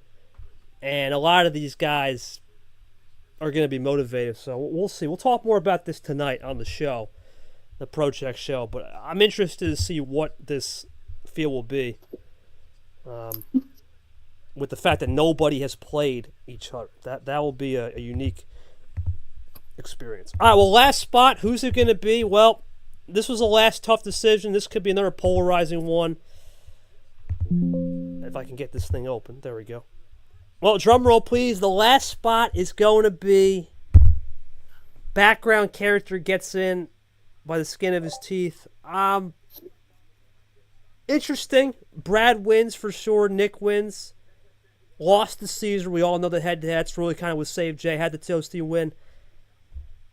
Very similar resume, I think, was someone pointed out to myself. But, yeah, definitely gets in off of just the consistency, I would say. Sanford, thoughts on this one? Because this last spot was debated for a while, and background gets in. Because I know we had a couple other people. I don't want to spoil the other names that were in the mix, too, for sure. Ironically enough, again, on an odd-numbered year. Second time, though, that we've had an actual debate have to be done for kind of helping decide the final spot. At the end of the day, when it came down to just one spot, basically anyone else that was even in the consideration also ended up saying that they were probably should have been behind background. That's where it came down to trying to reanalyze some of the other cases to figure out who should have been where, if there's someone that should have been out of the field that we were not seeing. Definitely gets carried by some of his head-to-heads here, I think. A little bit. And I say that considering so it's head-to-heads that he had, plus the fact that in comparison to some people, he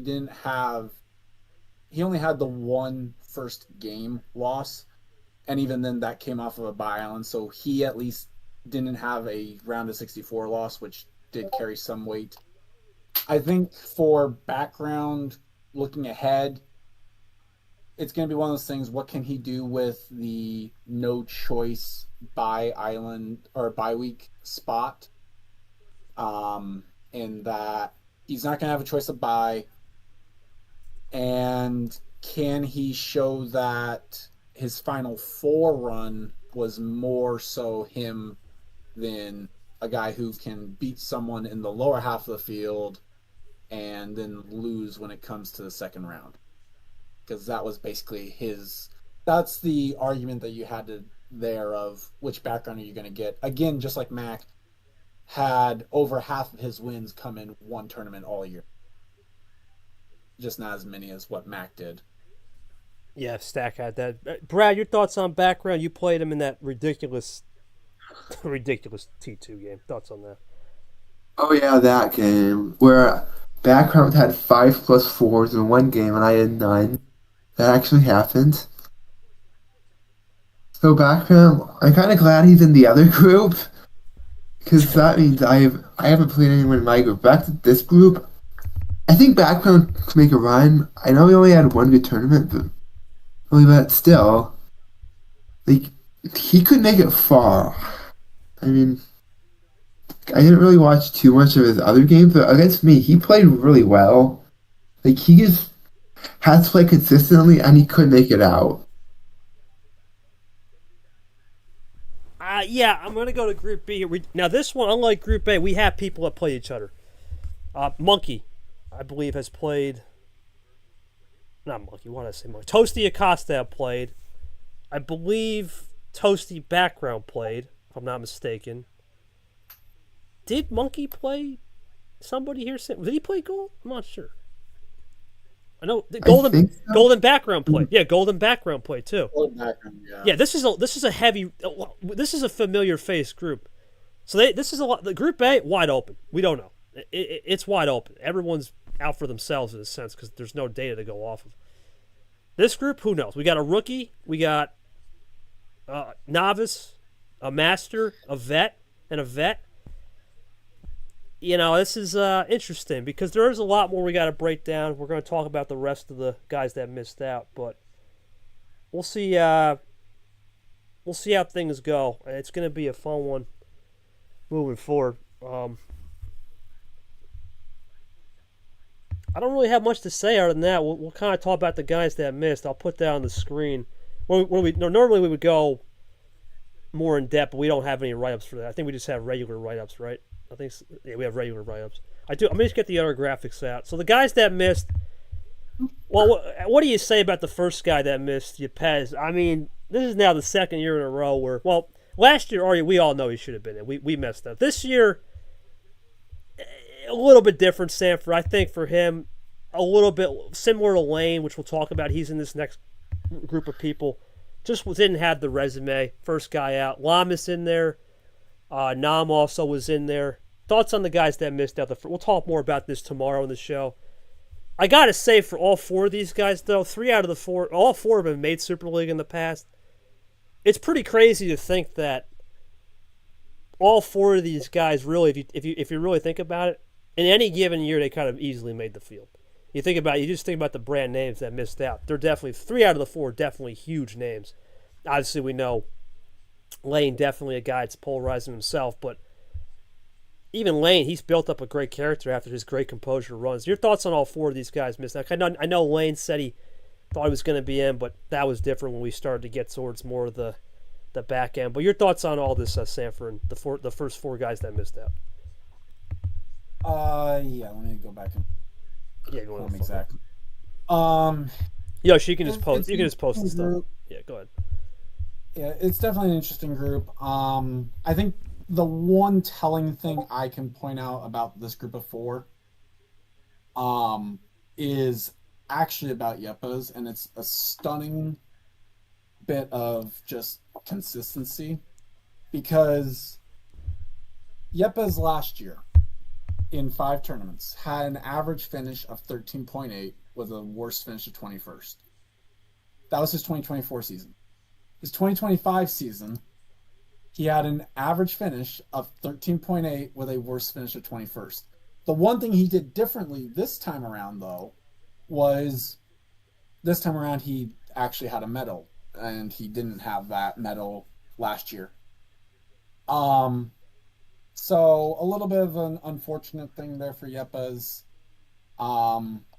Lane, the problem ends up being for him kind of a carbon copy worse Yepes' resume. In the sense that he had technically one less win. And really the only separator between him and Yepes would be that Lane had a worse finish of 20th instead of 21st. Lamas, it's one of those things, just not enough quantity there.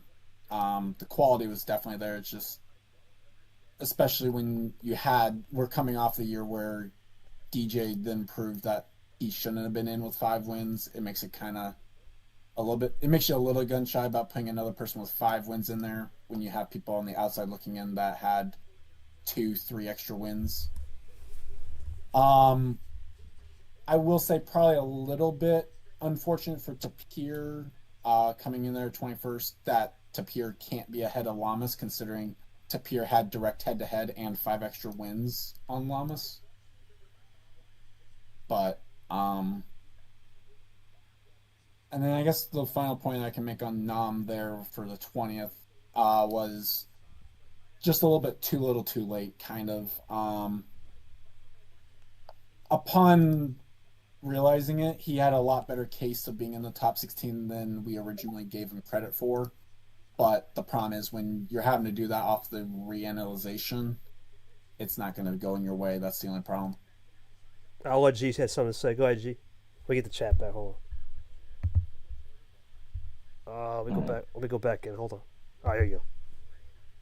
All right. So again, this was quite the interesting conversation I mentioned before in the chat. 1 to 13, I think we're locked in terms of making the field, like not ranking wise, but like they were going to be in the field.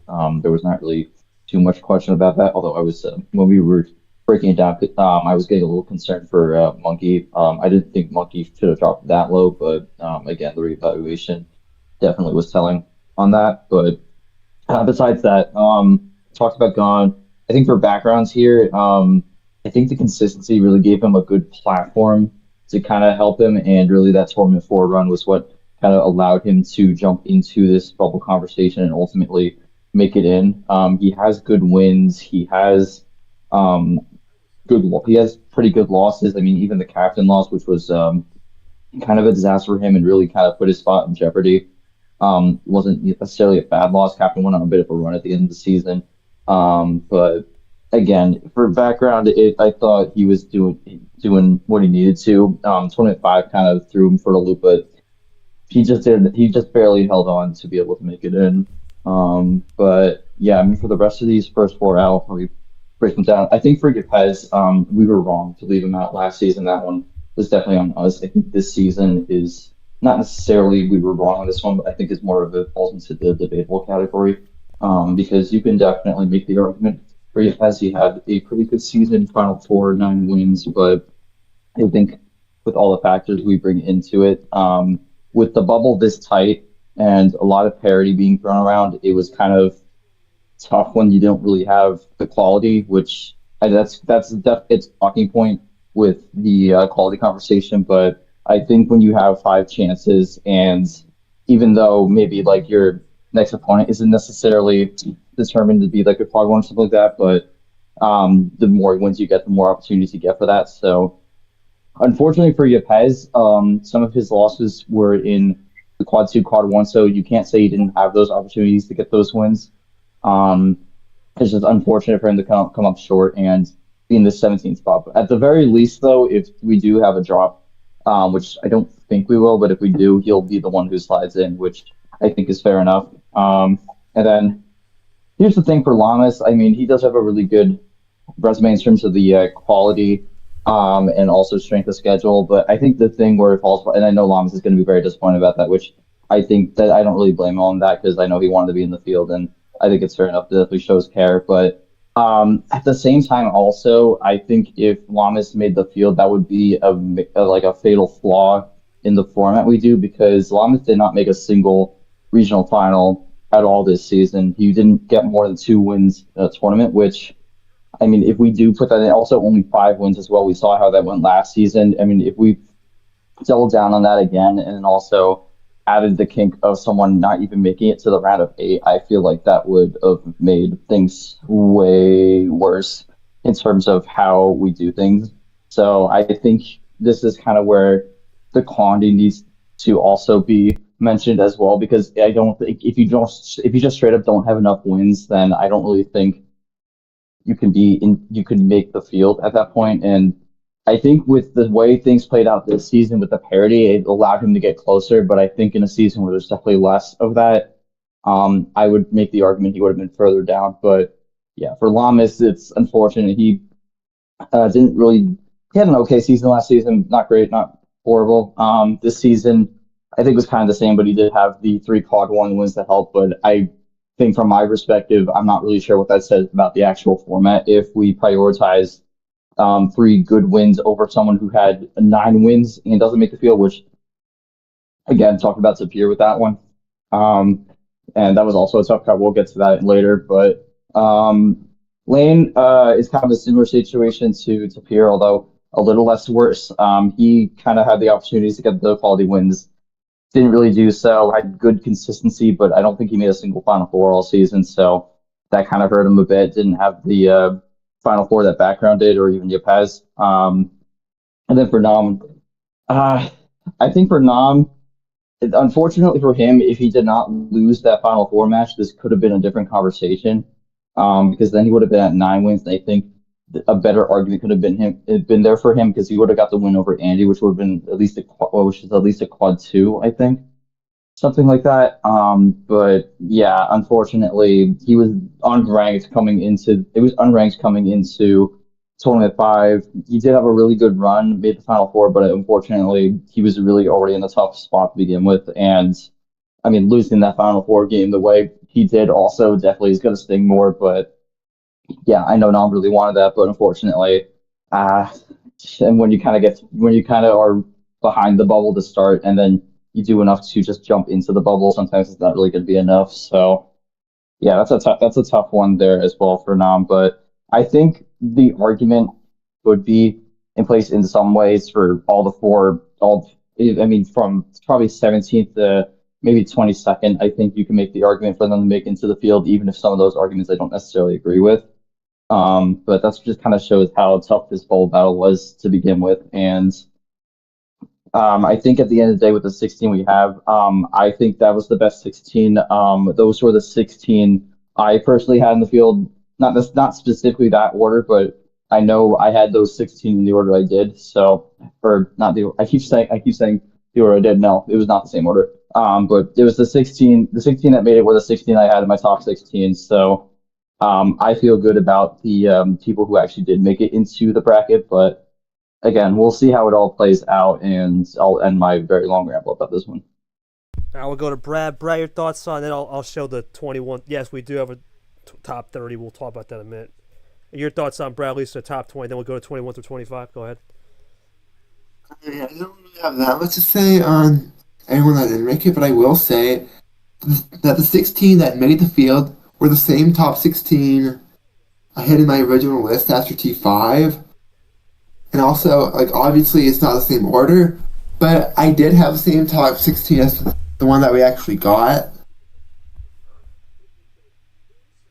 All right, yeah, no, it will be interesting to see how the field. We'll speed it up in due time. Now we got to keep it rolling here. 21 through 25 will be Tapir, Cap, Yoshi, Clay, Aria.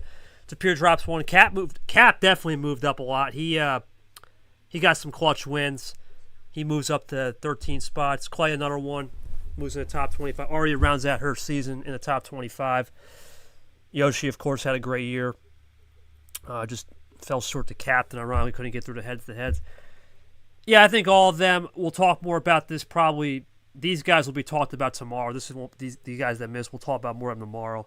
They all have interesting ceilings. Obviously, Cap, Tapir, they were in the field last year. They made it pretty dang far, along with Ari in the past. But Clay and Yoshi never been. We all know Clay documented with the 2023 debate, and Yoshi always been that guy just hanging and lurking around.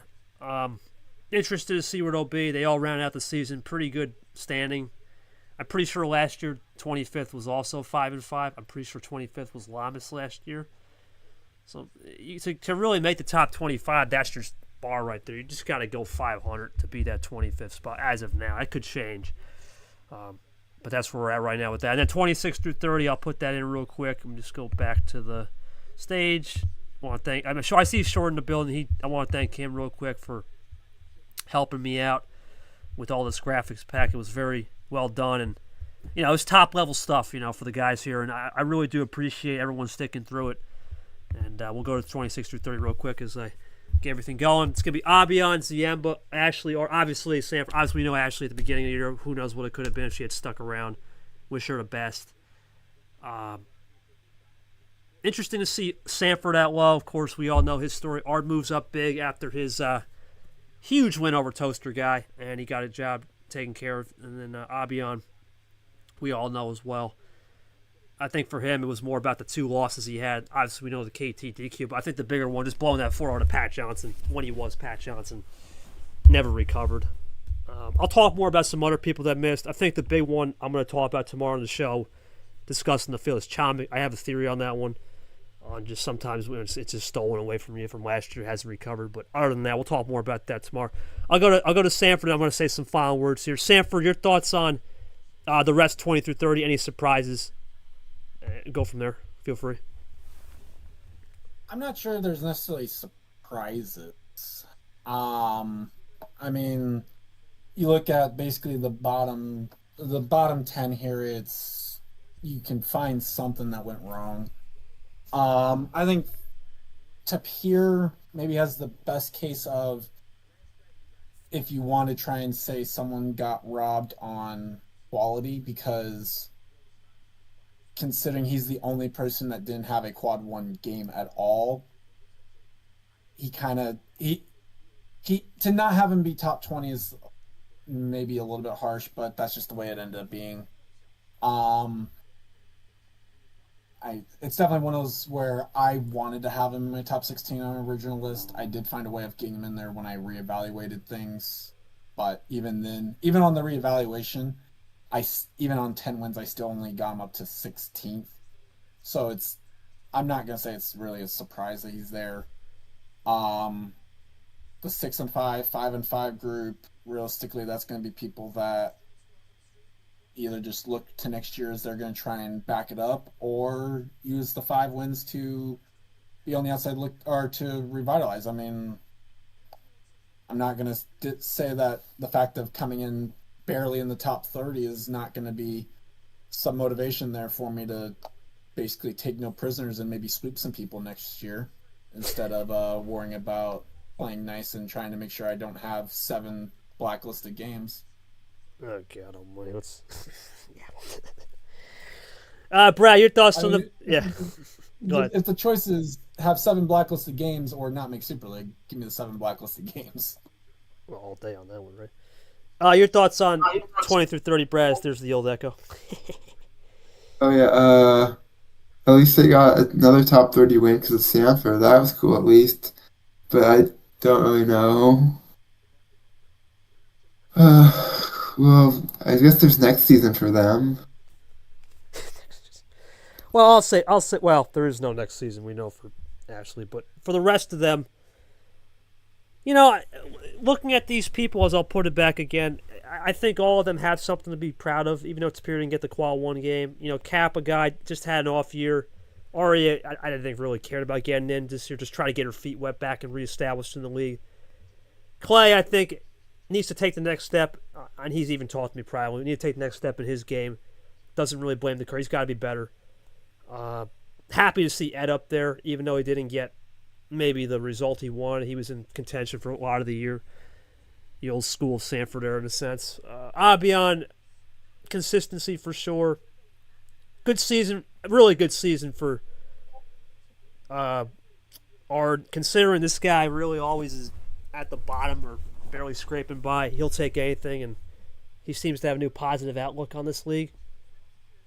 So, and Sanford, the guy's got 300 plus starts. I think this is going to be a chip on his shoulder, and don't mess with the bull. That's all I'm going to say with him next year. He's a guy. There's a reason why he's got 300 starts in this league. We'll talk about the cards a little bit. I want to thank everybody. I know G's got to say so. I want to thank Caesar commission team. Special shout outs to Zach and Lamas in short, man. You know, Zach, he put on a master class on the cards. You guys are going to see him live. I think Jay can.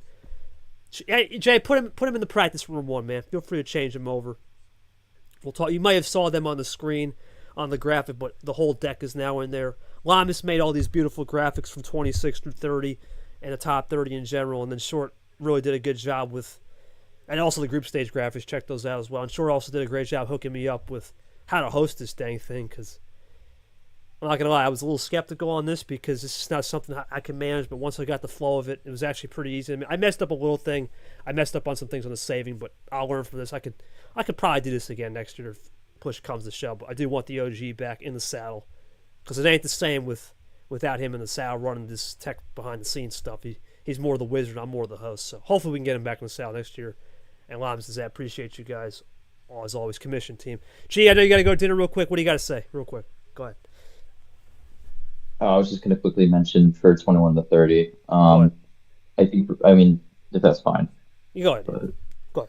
yeah, I think the only one I really have something to say about is Tapir. I think the thing for Tapir is ultimately the missed the deal with 9 wins and EQ sucks. But I think it kind of falls into a similar Yepes situation, except even worse, where like the quality was nowhere to I mean, there is in terms of the people who didn't just like dip from the league, there's only 7 like this is like a list out of like 58 or something. There's only 7 people who didn't have a single quad 1 game in the entire season, and unfortunately Tapir was one of them. Now that wouldn't be so bad if he had made up for it a little bit with quad 2, and unfortunately he also lost every single one of his quad 2 games. So I do think Tapir ultimately did get a little unlucky, but at the same time, also he did have the chances in quad 2, and none of them really came to fruition. Well, 2 of them. Yeah, he did have chances with two of them there, but yeah, but I think for Tapir, it sucks, but at the same time also I think he's someone you could watch out for next season. Maybe a little bit more, maybe find a little bit more fortune in terms of some of the opponents maybe being able to get a quad 1 at least, because he did at least make it decently far in some of these tournaments. I don't think he had a Final Four though, so oh wait, no, did he have a Final Four? See the bronze there? He had Elite 8 and 3 Sweet 6. Yeah, okay, no, he did not have. Yeah, that was from last season, I think. I don't know. The one thing, the thing Tapir had going for him was he was the only player that had 4 Sweet 16 appearances out of the entire league. He was the only one. Mm-hmm. That was something that was considered, but I mean at the same time it's kind of really what you define as a large run. And I think also to mention he went 25% in that round. So the long run argument varies from person to person. For me, I think a long good run is at least to the Elite 8. But for Tapir, made it there once and then crashed out 3 times in the round of 16. He's still something to watch out for next season, as is the rest of the people here. I think for some of these people lower, like Siemba, Hard, it's more of like a Chris Ball hits a big 3, they cut the lead to 53, where they were really far out of it already, but still a good top 30 finish to wrap it up. But I would watch out for all the minus Ash because she's not coming back next season, because they could be threats to contend with. Arya too, I think this is more of just a getting back into the system sort of thing. I think she could be someone who's out there next season. But yeah, we'll have to see how it all plays out for them in 26. But that's just kind of my general thoughts on 21 to 30, and so why Tapir ultimately fell to this point. Also, I think Tapir was 21 in the last ranking, so I don't think it was -1, but I might be wrong on that. Yeah, he didn't move